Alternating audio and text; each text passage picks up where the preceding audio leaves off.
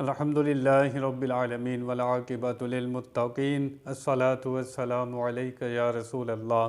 میرے محترم سامعین و ناظرین، السلام علیکم ورحمۃ اللہ وبرکاتہ۔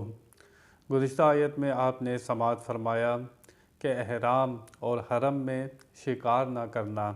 اللہ تعالیٰ نے جو احرام پہنا ہو جس نے، بھلے وہ عمرے کا ہو یا حج کا ہو، وہ حرم میں شکار نہیں کر سکتا، نہ احرام میں شکار کر سکتا ہے۔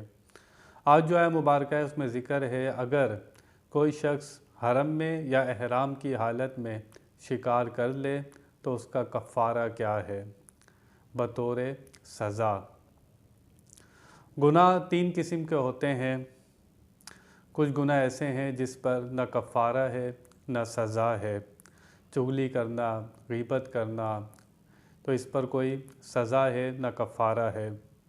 کچھ گناہ ایسے ہوتے ہیں کہ جس پر سزا ملتی ہے۔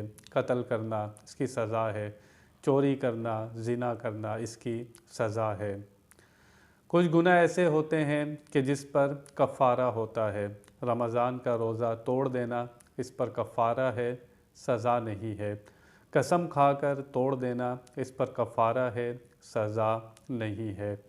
آج جو مبارکہ ہے اس میں ذکر ہے کفارے کا۔ اگر احرام کی اور حرم میں شکار کر لیا جائے تو اس کا کفارہ کیا ہوگا؟ اللہ تعالیٰ ارشاد فرماتا ہے یا ایھا الذین آمنوا لا تقتلوا الصید وانتم حرم ومن قتلہ منکم متعمدا فجزاء مثل ما قتل من النعم یحکم بہ ذوی عدل منکم ہدیا بالغ الکعبۃ وکفارۃ طعام مساکین وعدل ذلک صیاما لیذوق وبال امرہ عفا اللہ عما سلف ومن عاد فینتقم اللہ منہ واللہ عزیز ذو انتقام۔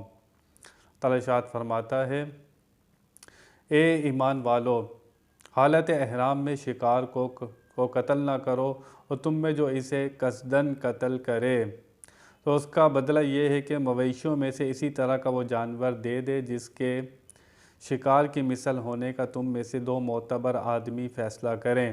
یہ کعبے کو پہنچتی ہوئی قربانی ہو یا چند مسکینوں کا کھانا، کفارے میں دے یا اس کے برابر روزے، تاکہ وہ اپنے کام کا وبال چکھے۔ اللہ نے پہلے جو کچھ گزرا اسے معاف فرما دیا، اور جو دوبارہ کرے گا تو اللہ اس سے انتقام لے گا۔ وہ اللہ غالب ہے، بدلہ لینے والا ہے۔ اللہ تعالیٰ نے تین کفارے بیان کیے۔ اگر کوئی شکار کی حالت میں یعنی کہ احرام کی حالت میں شکار کر لے تو اس کے تین کفارے ہیں۔ ایک یہ کہ اس شکار کی قیمت کا جانور خرید کر حرم شریف کی حدود میں ذبح کر دے۔ جو جانور تھا اسی کی قیمت کا جانور لے کر اس کو حرم شریف میں ذبح کر دے۔ دوسرے یہ کہ اس قیمت کی گندم خرید کر ہر مسکین کو فطرے کی بقدر یعنی 2.25 سیر دے۔ یا تو اس جیسا جانور ذبح کرے یا اس کی قیمت بطور صدقہ کرے فطرے کی مقدار کے برابر۔